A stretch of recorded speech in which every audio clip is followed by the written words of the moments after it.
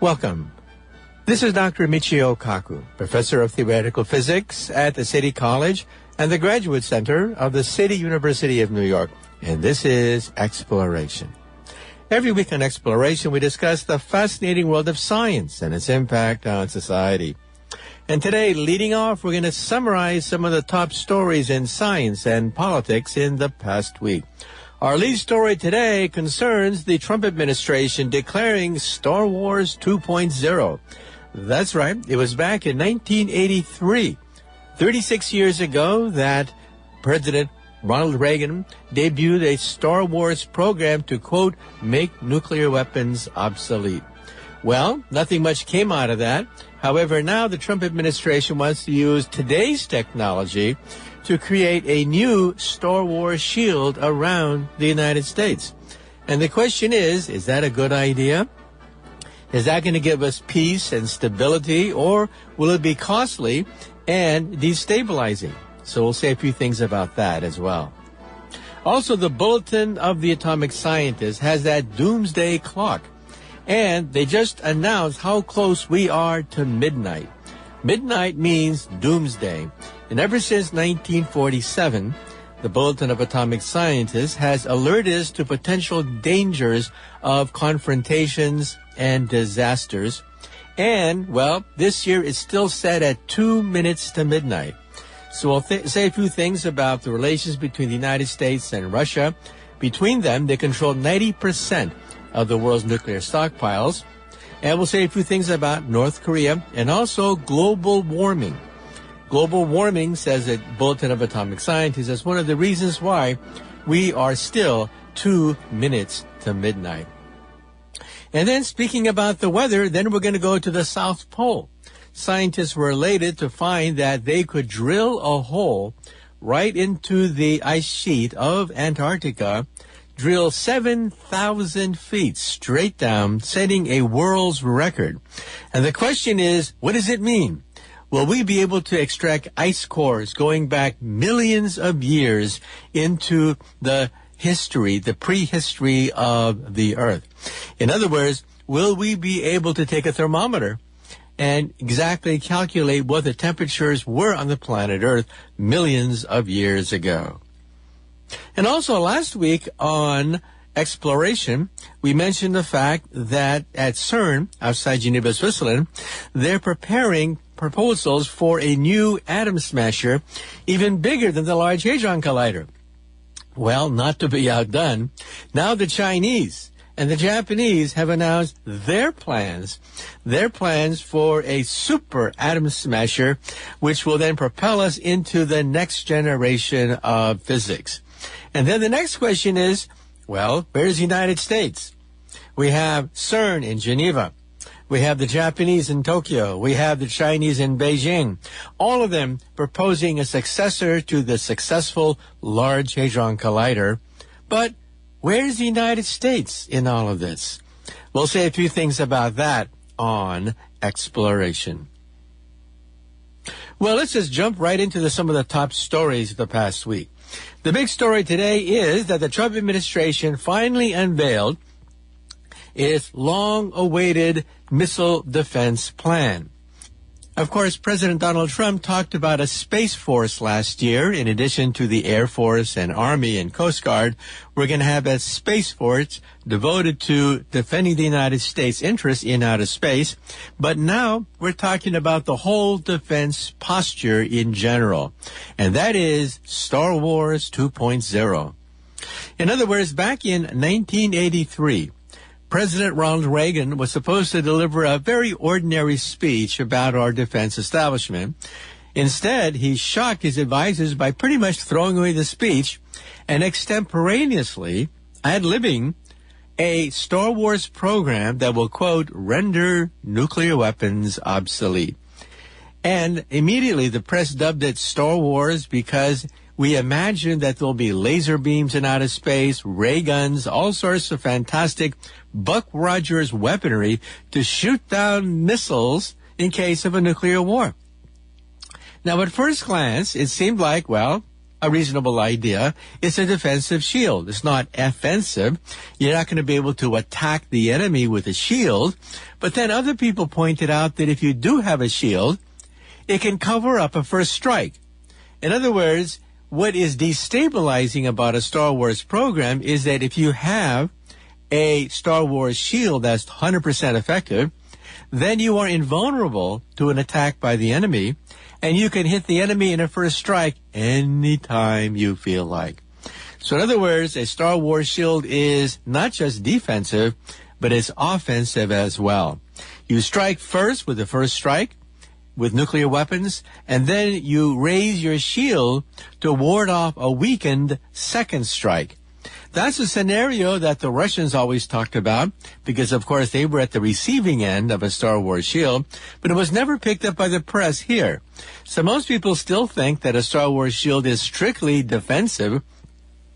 So in actuality, a Star Wars shield is part 2 of a potential for a strike. Well, what happened to the original scheme of President Ronald Reagan? Well, it turns out there was a problem, and that is the laws of physics. First of all, when a missile is fired from, let's say, the Soviet Union to the United States, we're talking about a trajectory that'll take about 30 minutes to 90 minutes to strike this country. That means that the warhead comes in at about 10,000 miles per hour, and you only have just a few minutes to lock onto the target and then shoot it down. And you can realize the enormous problems involved there. So we're not talking about a simple Scud missile like during the Gulf War. No. We're talking about high-tech ICBMs traveling at 10,000 miles per hour on re-entry, giving you only a few minutes to strike a bullet with another bullet.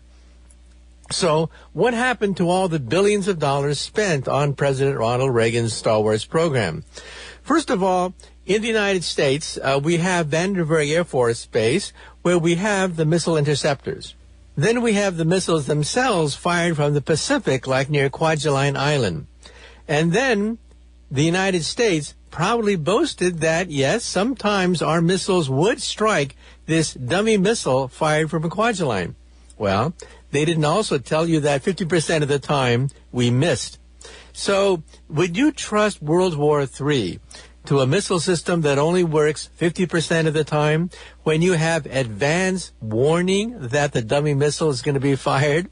The Soviet Union is not going to announce ahead of time when World War III is going to take place. Well, that was the problem with President Ronald Reagan's idea of a Star Wars program. On paper, it seems so simple. Shoot a bullet with another bullet. In practice, it turns out that the United States got no more than a 50% batting average in a situation where we knew exactly when the dummy missile was going to be fired. Well, it turns out that Ronald Reagan thought that he had an ace in the hole, and that was the X-ray laser. You see, it turns out that the power of a laser beam is essentially unlimited, depending upon what you use to fire up the laser. The largest concentration of power you can pack into a small package is a hydrogen bomb. So why don't you simply detonate a hydrogen bomb in space, and then the X-rays emitted from the hydrogen bomb would be focused to create an X-ray laser that can then shoot down an enemy missile from the Soviet Union. Well, that was the idea. However, it never worked. It turns out that test firings of an X-ray laser underground have always been inconclusive. So to this day, we don't really know whether an X-ray laser can shoot down an enemy missile coming at you from outer space. Well, that's the way it's been for 36 years. Touch and go. It turns out that the fundamental problem with Star Wars was the laws of physics. Well, now we have all this high-tech computer technology, and the Trump administration wants to come out with Star Wars 2.0. So what's the difference? The difference between the original Ronald Reagan plan and the new Donald Trump plan. Well, the basic difference, once you read the report from the Pentagon, is that the United States is no longer looking at shooting down a missile during the reentry phase. when you only just really have a few minutes to shoot down a missile coming at you at 10,000 miles per hour. No. They want to shoot down enemy missiles in the boost phase, when the missile is just lifting off the launch pad. The velocity is very low. It has a very prominent heat signature, very easy to lock onto in principle, and then you can shoot it down with sensors and laser battle stations in outer space. So before, the Reagan administration visualized ground-based lasers with unlimited power hooked up to the grid that has enough energy to shoot a laser beam that might be able to lock on to a Soviet missile. The Trump plan is different. The Trump plan wants to use satellites orbiting in outer space, not ground-based lasers, to shoot down an enemy missile during the boost phase. Well, is that possible? Well, it turns out that in order to have satellites positioned just right during the boost phase, you have to have about 2,000 of them orbiting the Earth at any given time. And that is a nightmare. You see, when the boost phase rocket takes off, let's say from North Korea or the Soviet Union, you have to have a satellite going at 18,000 miles per hour, orbiting just at the right position to shoot down the missile during its boost phase. That means you have to have thousands of them orbiting the Earth simultaneously, so that at any given time, a surprise attack could be then caught on radar, and then you can shoot down the enemy missile. That's one problem. The nightmare of having 2,000 of these satellites orbiting the Earth at any given time. The second problem is energy. You see, under the Ronald Reagan plan, you could simply plug into the power grid, and you have unlimited power to energize your ground-based laser to shoot a warhead in outer space. Power was not the problem. But you see, if you have a satellite, the satellite is not connected by a plug to the planet Earth. No, it has to have its own portable power pack. And that's another headache. At the present time, we simply don't have a portable power pack that is powerful enough to energize a laser beam that could shoot down a missile in its boost phase. Now, of course, the Chinese and the Russians aren't taking this lying down. They have their own plans, too. And their own plans include the hypersonic drone. So, let me explain. When an enemy missile comes down from outer space and it's maneuverable, it means that any Star Wars system on the Earth has to not just lock onto the missile, it has to lock onto where the missile might be in the future because it's maneuverable. And last year in March, Vladimir Putin announced that yes, the Russians have perfected a hypersonic missile. A missile that's maneuverable, a missile that can evade a Star Wars system. And the danger there is that if you really do have a functioning hypersonic missile, a missile that is maneuverable in its final phase, it is potentially a first strike weapon. Because then you can nullify the enemy's second strike Star Wars shield and strike the enemy with impunity anytime you feel like. And the Chinese, not to be caught lying down, they have their own hypersonic program. In fact, they're developing hypersonic cruise missiles that can be fired very close to the ground and go underneath ground radar. Instead of being locked onto by the enemy's ground radar, the Chinese figure they can fly underneath the United States ground radar system and then strike U.S. ships with impunity. Well, with all this technology, what does it mean? First of all, the cost. The cost is going to be enormous. We don't know whether the laws of physics are compatible with some of the designs being cooked up by the Pentagon at the present time. And second of all, will it work? And third, of course, what are the Russians and the Chinese going to do about it? They're not going to take this lying down. They don't want to have their weapons nullified. They want to be able to evade, outmaneuver, fly underneath U.S. defenses, which means more money being spent on a Star Wars shield. And so the question is, where does it end? Star Wars 2.0 could, in fact, unleash yet another round of very expensive hardware that may or may not work.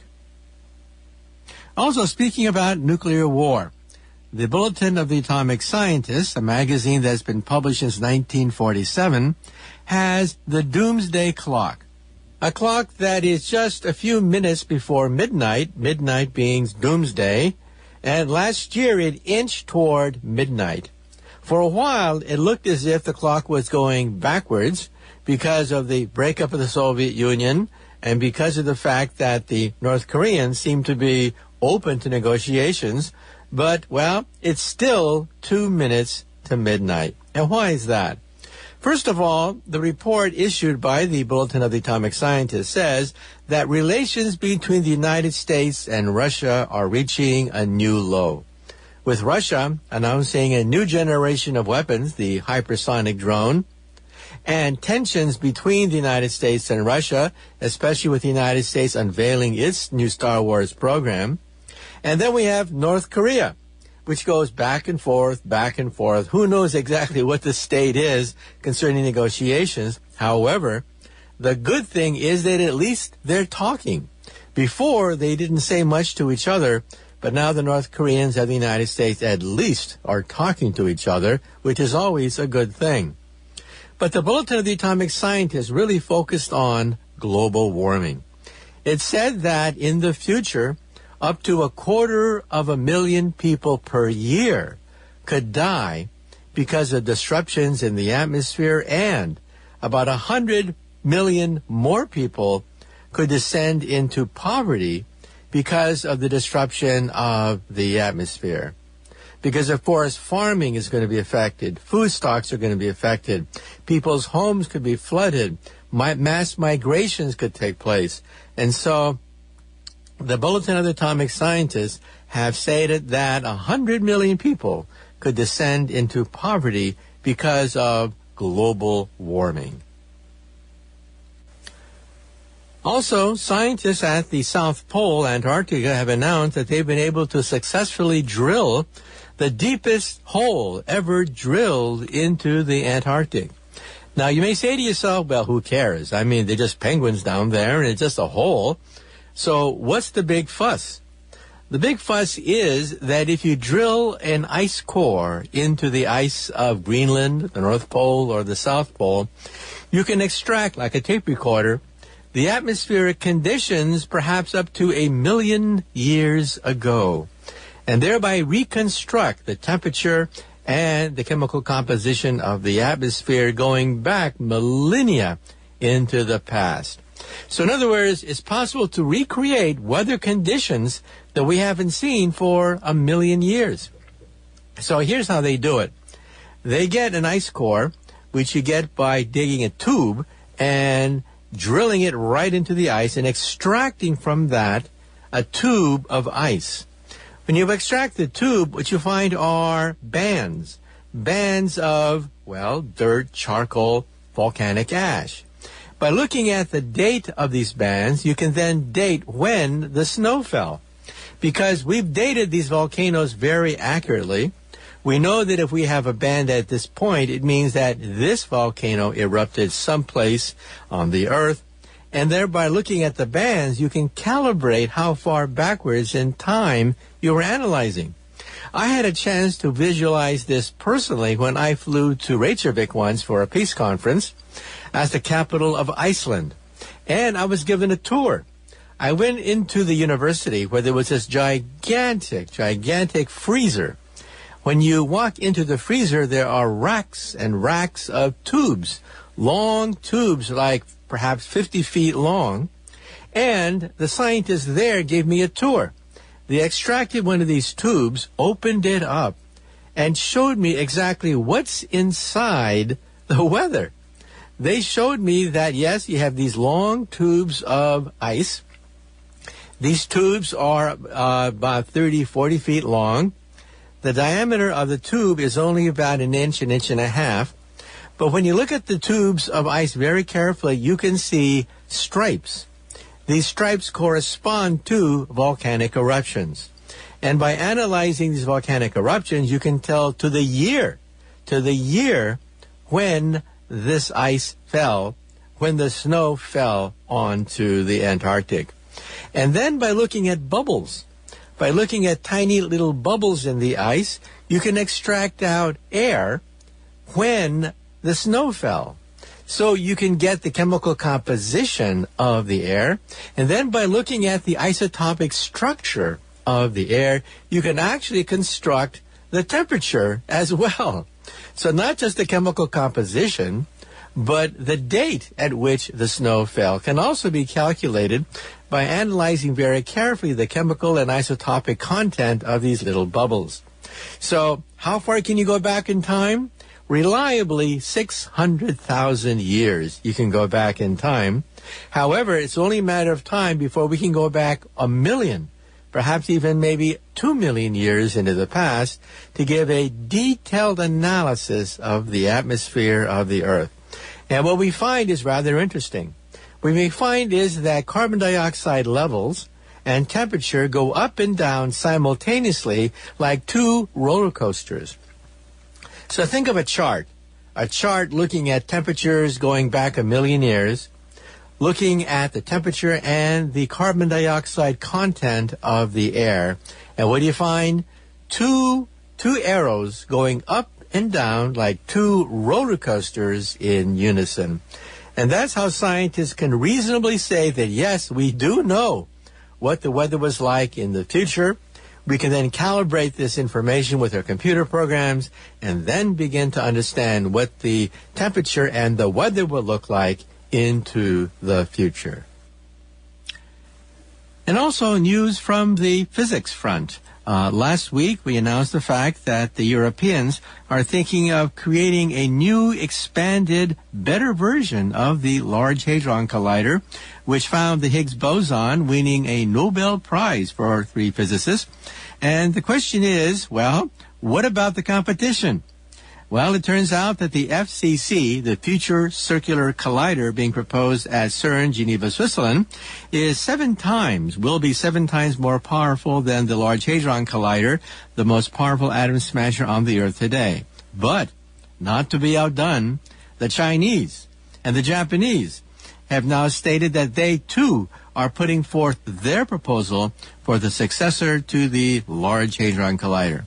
The Chinese have announced that they want to build the Circular Electron-Positron Collider, which will hurl electrons and anti-electrons colliding them at 240 billion electron volts. That's a lot of power for an electron beam. And the Japanese, not to be outdone, have said that in March they will decide whether or not they want to go ahead with the International Linear Collider.